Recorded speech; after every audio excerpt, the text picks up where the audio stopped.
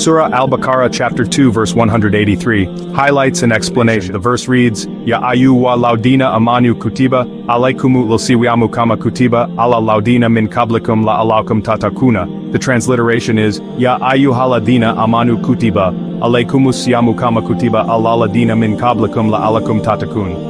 The translation from Sahih International is, O you who have believed, fasting has been prescribed upon you as it was prescribed upon those before you that you may become righteous, attain taqwa. Enlightenment and explanation. Firstly, the command of fasting, Psalm. This verse establishes fasting as an obligatory act for Muslims. The word kutiba, means prescribed or made obligatory, indicating that fasting is not optional but a divine command. Secondly, fasting was prescribed to previous nations. Fasting is not unique to Islam. It was also practiced by previous religious communities such as Jews, Christians, and other nations. This shows that fasting is a universal spiritual discipline for purification and devotion. Lastly, the purpose of fasting, taqwa, God consciousness. The verse ends with la'allakum tatakun, meaning so that you may attain taqwa, piety, God consciousness. Taqwa means being aware of Allah, avoiding sins and strengthening one's relationship with Him. Fasting helps in self-discipline, controlling desires, and increasing spirituality. Key lessons from this verse. Fasting is an act of worship that connects a believer to Allah. Fasting is a legacy of past nations, showing its spiritual and universal importance. Taqwa is the ultimate goal. Fasting trains the soul to avoid sins and develop self-restraint. Tafsir of Surah Al-Baqarah, verse 183, Ibn Kathir's explanation. Ibn Kathir explains that this verse serves as the foundation for the obligation of fasting in Islam. The verse begins with Ya Ayyuhalladhina Amanu, O you who have believed, which is a direct address to the believers, mu'minin, and not just to Muslims in general. Why does Allah say Ya Ayyuhalladhina Amanu and not Ya Ayyuhal Muslimun? Fasting is an act of Iman, or faith, and not just Islam, which means submission. Islam refers to outward submission, while Iman refers to a deeper conscious belief.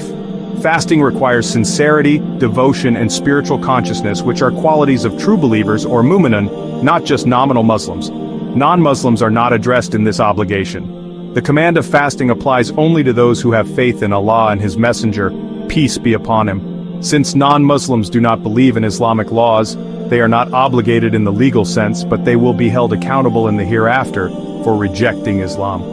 Believers are expected to seek taqwa.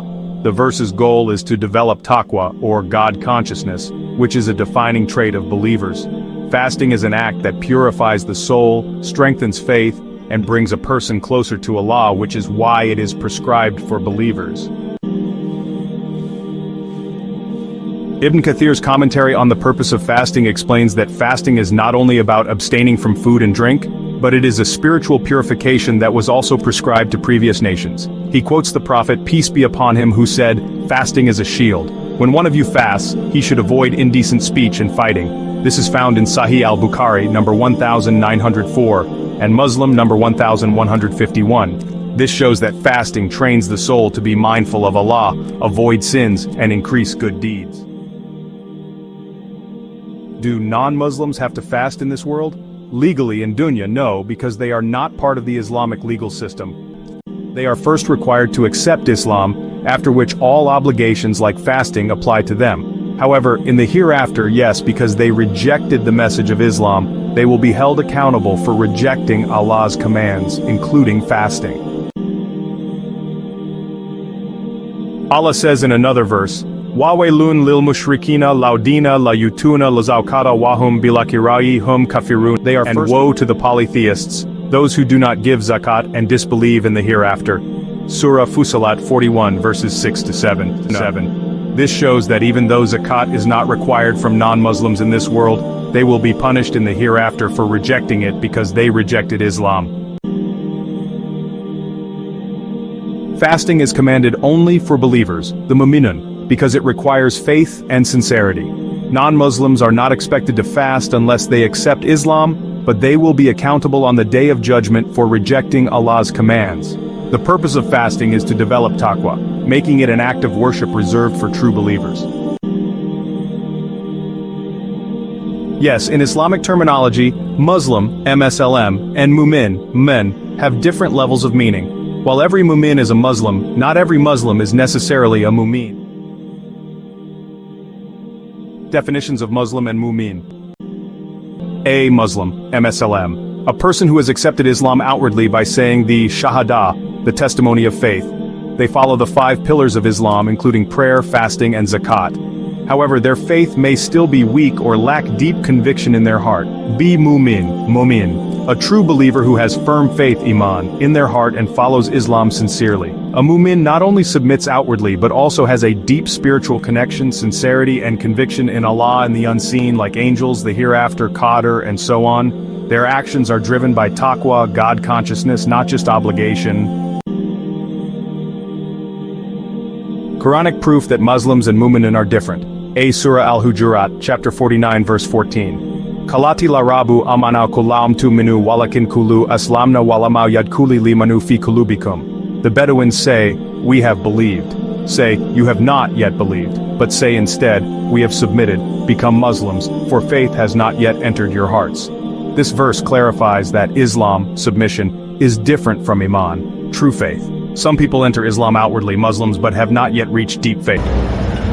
Surah Al-Anfal, chapter 8, verses 2-4, characteristics of a Mu'min. In'ama al-mu'minuna laudina ida dukira lahu wajilat kulubuhum waida tuliyat alayhim ayatuhu zadathum imanan wa ala rabbihim yatawakkaluna. The true believers are those whose hearts tremble when Allah is mentioned, and when His verses are recited to them, their faith increases, and they rely upon their Lord. This shows that a Mu'min is someone whose heart is truly affected by the remembrance of Allah, not just someone who outwardly follows Islam. In the famous hadith of Jibril, peace be upon him, the Prophet, peace and blessings be upon him, explained that faith has 3 levels. Islam, which is submission, involves outwardly following the rules of Islam and being a Muslim.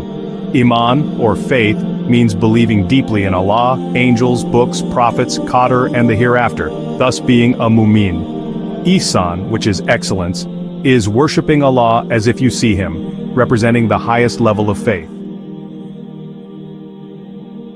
Let's explore the practical differences between a Muslim and a Mu'min. A Muslim has a basic acceptance of Islam, while a Mu'min possesses a deep-rooted belief in the heart. Actions of a Muslim follow Islam's rules but may lack sincerity, whereas a Mu'min's obedience is driven by love and fear of Allah. When it comes to prayer, a Muslim may pray but sometimes lazily, whereas a Mu'min prays with devotion and humility. A Muslim follows commands out of obligation while a Mu'min does so out of love for Allah. In terms of taqwa, a Muslim may sin without remorse, but a Mu'min avoids sins even in private. Since fasting requires patience, sincerity, and self-discipline, Allah commands it for Mu'minun, the believers, and not just any Muslim. This means that not every Muslim reaches the level of true faith unless they develop taqwa. Should a Muslim fast, or is fasting only for a Mu'min? The obligation of fasting applies to all Muslims, but the quality and reward of fasting depend on the level of Iman, or faith. Every Muslim is required to fast. Even if someone is a basic Muslim without deep faith, they are still legally required to fast. The command Kutiba alaykumu el-siyamu, fasting has been prescribed upon you, in Surah Al-Baqarah chapter 2, verse 183 applies to all who are Muslim. If a Muslim refuses to fast without a valid excuse, they are sinful in the eyes of Allah. Quranic proof that fasting is for all Muslims. In Surah Al-Baqarah chapter 2 verse 185, Allah says, "Faman shahida minkumul shawra falyasum." So whoever among you witnesses the month of Ramadan, let him fast it. This applies to all Muslims who reach puberty and are healthy. Why did Allah say Ya Ayyuhalladhina Amanu, O believers, instead of O Muslims?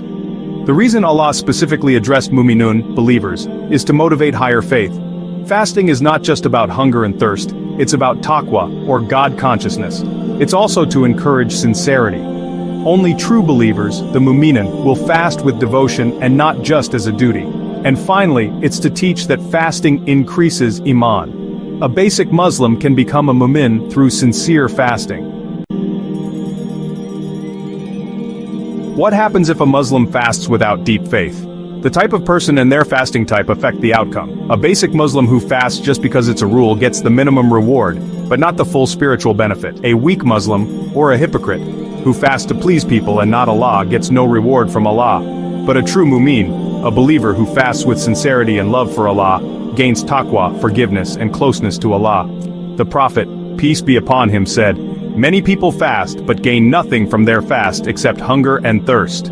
This is recorded in Ibn Majah, hadith number 1690. This means a person can fast but not benefit if they do it without sincerity. How can a Muslim become a mu'min through fasting?